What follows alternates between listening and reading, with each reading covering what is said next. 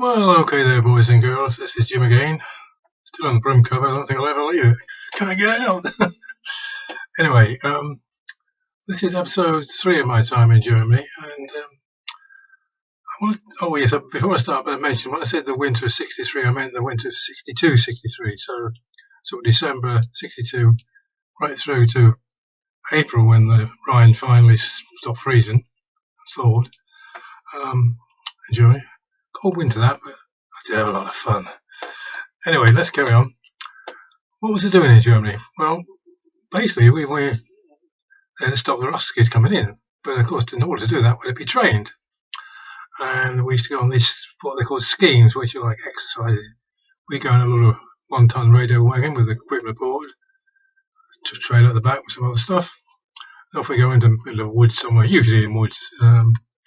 Set up the aerials, the equipment, communicate, turn the aerial to the right direction, etc. Get all that good stuff. And hang around while the Bessie went back and forwards. Collected a few local mushrooms from the woods, and a bit of nosh. I remember once I was getting dirty, and I don't like being dirty, so I washed myself sitting naked in a bowl about this wide. Got clean, but a bit of a job. Yeah, you wouldn't like to see it.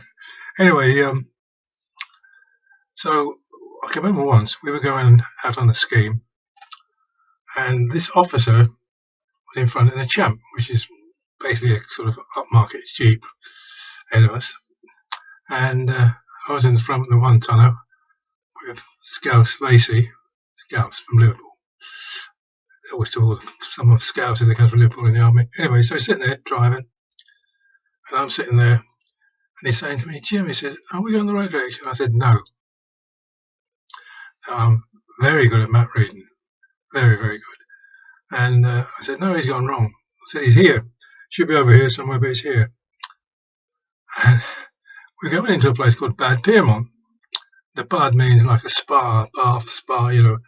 Usually these towns are really nice places, lots of good bars, etc. Good crack, as they say in Ireland. So, you know, a bad place to stop. Anyway, the champion had stopped just outside this pub, actually. So he came up to me and he said, Crepes, Chris, do you know where we are? I said, yes, sir, we're here, Bad Pyrmont. The sign saying Bad Pyrmont just to the side of the road, but the bloody idiot hadn't even bothered looking. Anyway, so I told him that. He said, should we carry on? I said, this is where I started to get a bit sneaky like. And psychology crept in. I said, well, sir, if I was you, I wouldn't push it too much at the moment. I said, these guys have been driving for a very long time and might have an accident, etc. I think we ought to have a break. And, oh, that's a good idea, Cripps, he said, good idea. It's a lieutenant, by the way, so very junior. So once we all lived into this pub, had a beer or two and a bratwurst and whatever. Very, very nice. Anyway, eventually he cottoned on and he said, we've got to get going. So we guided him to the camp in the woods. As we parked up, this major appeared and said, Lieutenant, whatever his name, I can't remember his name. Why are you so long? Oh, well, Master, you know, we sort of went the wrong way. But Cripps showed me the way. I wasn't even a lance corporal, I was a signalman. Well, of course, it didn't go down well with this major. And he called this lieutenant behind the bushes, as if that was going to stop the noise. Him get a right dressing gown, been told where to go by a mere signalman, you know. How did I get so good at map reading? I'll tell you. When I was in Cyprus, I used to try and improve my education. A bit of a beer me all about getting better. You know, after sort of failing my 11 plus, I wasn't going to let them bastards grind me down. So I learned as much as I could whenever I could. And the army have got an education corps, and they had a base in Dekelia, Cyprus, which is only about 3 or 4, 5 miles from Pergamos, the RF camp where I was stationed.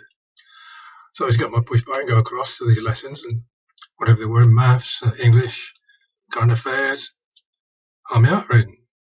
Sailed through the second class, no problem. And then went in onto the first class. And army map reading is not quite like civilian map. There's a lot more to it. you have to know how steep a hill is, and you can work that out from the circle of rings on the map which show you the heights. You work the gradient out, and it's not that hard. Once you've done it a couple of times, it's become second nature.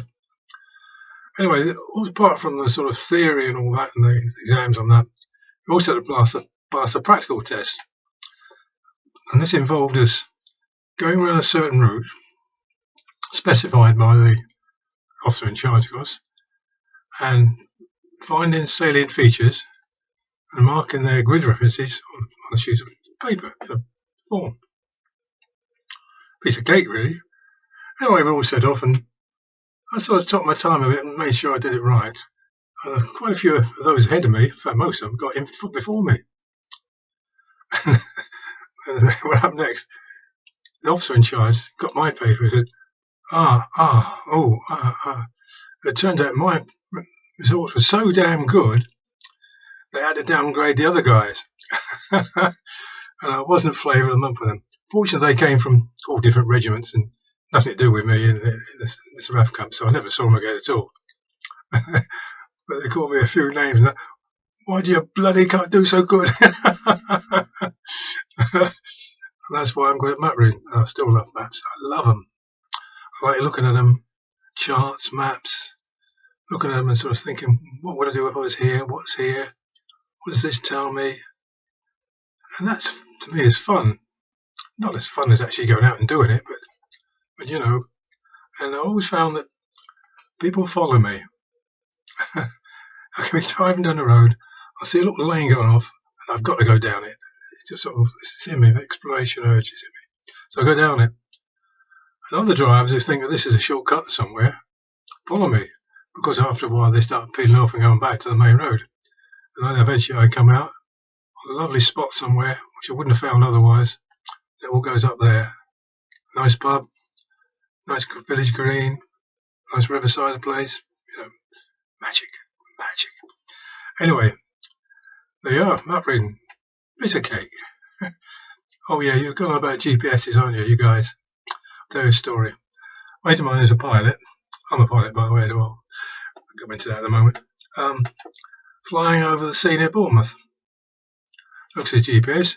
It tells him he's flying over Guildford. Now, because he was flying over the sea, it was pretty damn obvious that the GPS was gone up the creek. But if he'd been flying over Greenfield as well, it wouldn't have been quite so easy, would it? So maps really are the thing. GPSs are good as long as they're going.